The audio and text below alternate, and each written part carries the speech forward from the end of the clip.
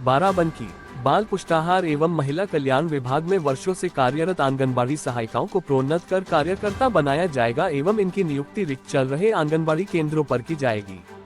इसके बाद भी शेष रिक्त पदों पर कार्यकर्ताओं की नियुक्ति की प्रक्रिया शुरू की जाएगी। डीएम के आदेश के बाद विभाग की ओर से तैयारियां तेज कर दी गई हैं। जिले में 3000 से अधिक आंगनबाड़ी केंद्र संचालित हो रहे हैं। पिछले दिनों शासन के निर्देश पर आंगनबाड़ी केंद्रों पर आने वाले 3 से 6 वर्ष तक के बच्चों के लिए हॉर्टिकुक्ट फूड योजना की शुरुआत की गई है। हालांकि 420 आंगनबाड़ी केंद्रों पर कार्यकर्ताओं की तैनाती न होने के कारण योजना के संचालन में समस्या आ रही है।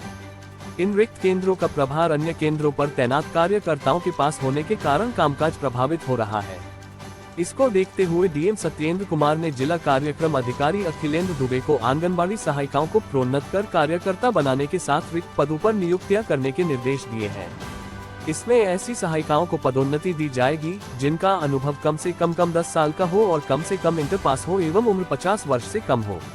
विभाग की ओर से 81 पदों पर पदोन्नति देने की तैयारी शुरू की गई है, जिसके लिए हर ब्लॉक परियोजना कार्यालय से आवेदन लिए जा रहे हैं। पदोन्नति की प्रक्रिया इसी सप्ताह पूरी करते हुए रिक्त केंद्रों पर तैनाती कर दी जाएगी। इसके बाद भी शेष पदों पर नवीन तैनाती की प्रक्रिया शुरू होगी। डीएम ने बताया कि पदोन्नति के साथ नियुक्ति की प्रक्रिया शुरू कर दी गई है। जल्द ही सभी केंद्रों को कार्यकर्ताओं से आच्छादित कर लिया जाएगा। जोगेंद्रनगर मंडी सीटू जिला अध्यक्ष भूपेंद्र सिंह ने कहा कि 16 फरवरी को मंडी जिला में आंगनबाड़ी कार्यकर्ताओं के अधिकारों पर सरकार से हिसाब लेने के लिए प्रदर्शन किया जाएगा। इसमें जिला मुख्यालय के सभी सर्कलों से आंगनबाड़ी कार्यकर्ता अपने केंद्रों को बंद रखकर आक्रोश जताएंगी।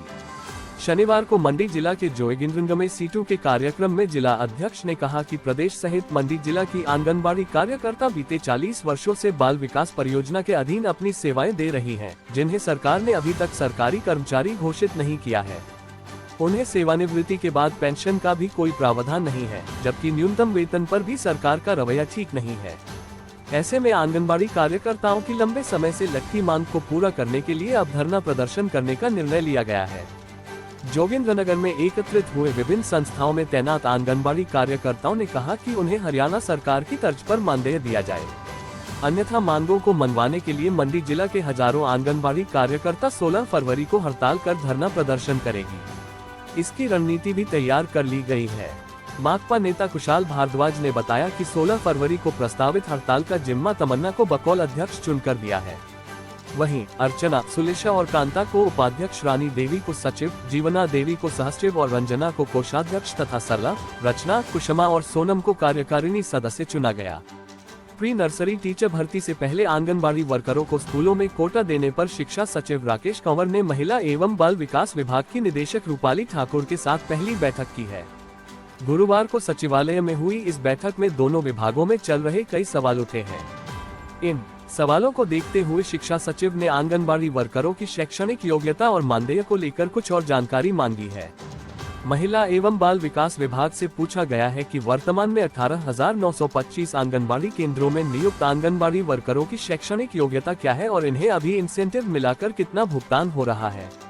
इस बैठक के दौरान एक मुख्य सवाल यह उठा है कि आंगनबाड़ी वर्कर को प्री नर्सरी के लिए स्कूल में लेने के बाद उसे आंगनबाड़ी केंद्र के तहत भारत सरकार के अन्य कार्यक्रमों का क्या होगा। आंगनबाड़ी में प्री स्कूल एजुकेशन के अलावा गर्भवती महिलाओं की रजिस्ट्रेशन, मॉनिटरिंग, पोषाहार और धात्री महिलाओं को लेकर भी कई तरह के कार्यक्रम चलते हैं। ये भी चर्चा हुई कि यदि आंगनबाड़ी वर्कर को प्री नर्सरी में लेना है तो 6 महीने का ब्रिज कोर्स भी करवाना होगा।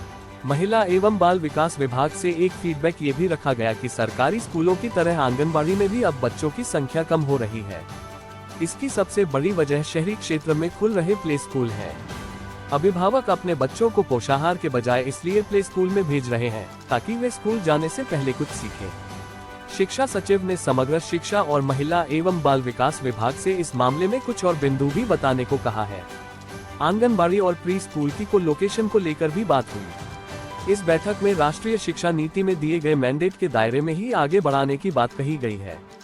HDM प्री नर्सरी टीचर के 4,500 से ज्यादा पद भरेगी प्रदेश सरकार। राज्य सरकार प्री नर्सरी टीचर के 4,500 से ज्यादा पद भरने जा रही है और इसके लिए भारत सरकार से बजट भी उपलब्ध है। क्योंकि एनटीटी डिप्लोमा को एनसीटी ही शर्तों के साथ ही लेना पड़ेगा, इसलिए आंगनबाड़ी को भी एक तरह से promotion quota pre nursery teaching के लिए दिया जा रहा था।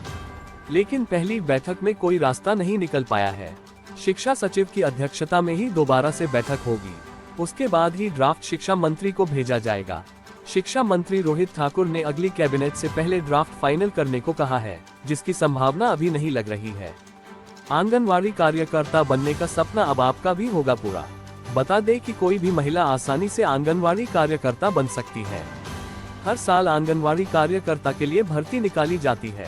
इसके जरिए ही चरण प्रक्रिया की शुरुआत होती है। आंगनबाड़ी कार्यकर्ता बनकर आप निर्धन बच्चों और महिलाओं के विकास के लिए कार्य कर सकती है। आपको बता दें कि सरकार की तरफ से आंगनवाड़ी योजना को अलग अलग राज्यों में शुरू किया गया है और इससे गांव के लोगों को कई प्रकार से लाभ भी प्राप्त होता है।